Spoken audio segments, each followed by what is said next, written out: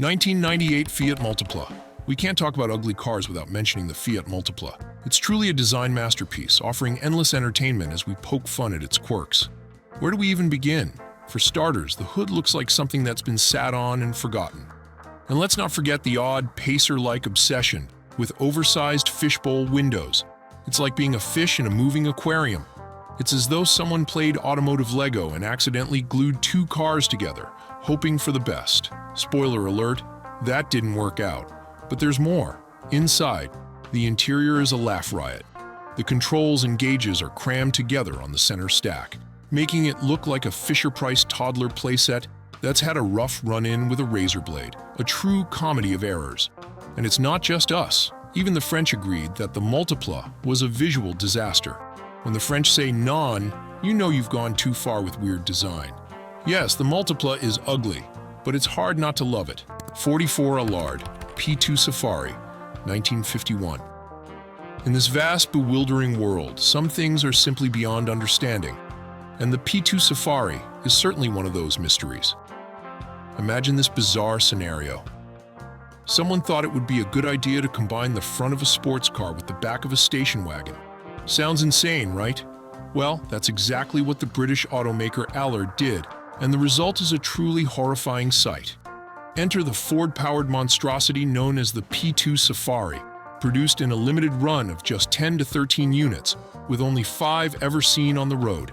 It's as if they created an automotive creature so strange that even the Loch Ness Monster would be scared.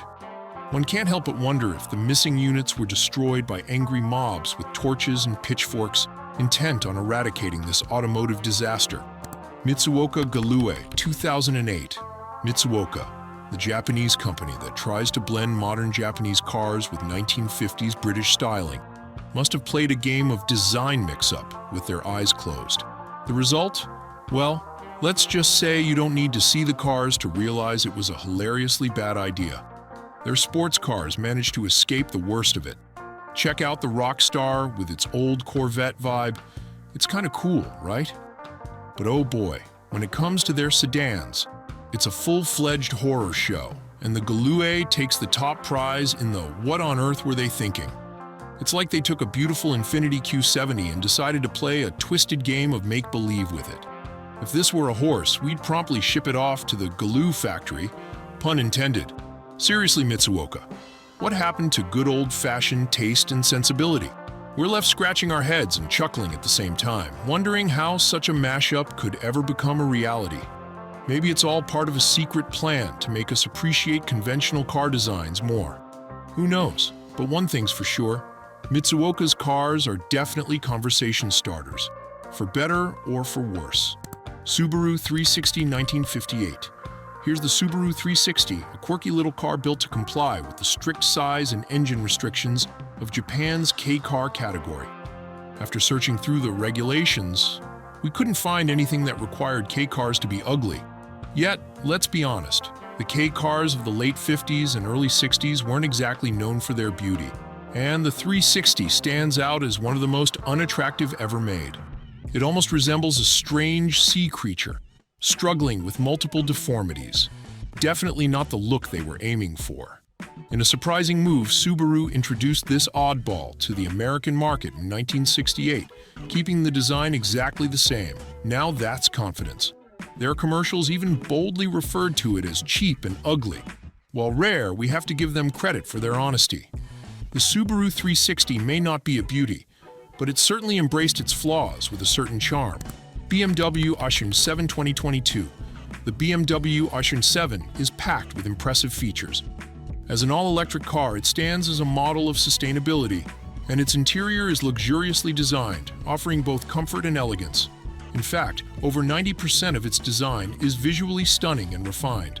Unfortunately, the area from the front wheels forward takes a sharp turn in the wrong direction, veering into the realm of the unappealing. The oversized grille becomes overpowering, dominating the front end, and the placement of the license plate below the grille only emphasizes its massive presence. Even the double-stacked headlights are questionable in terms of their visual appeal. That said, there's no denying that the BMW i7's bold design ensures it will always stand out, for better or worse. Buick Skylark, 1992. In our view, the final version of the Skylark has escaped the criticism it rightfully deserves as one of the most visually unpleasant cars ever produced.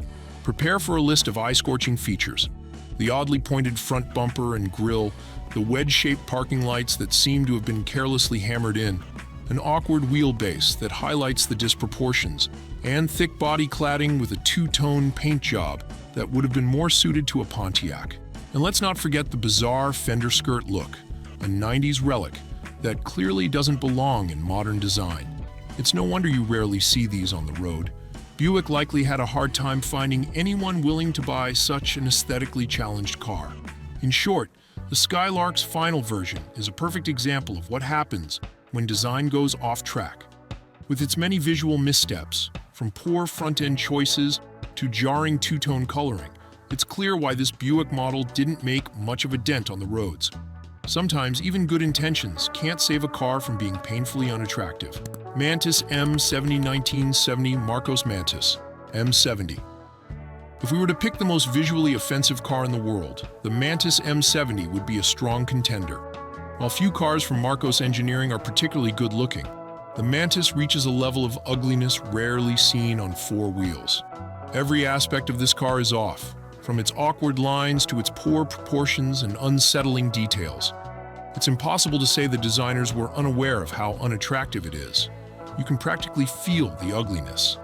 Remarkably, Marcos managed to sell 32 of these monstrosities over just 2 years. It's hard to imagine how they managed to convince so many people to buy one.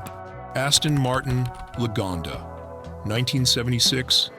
Whether you adore it or find yourself scratching your head, the AMI remains a symbol of French creativity.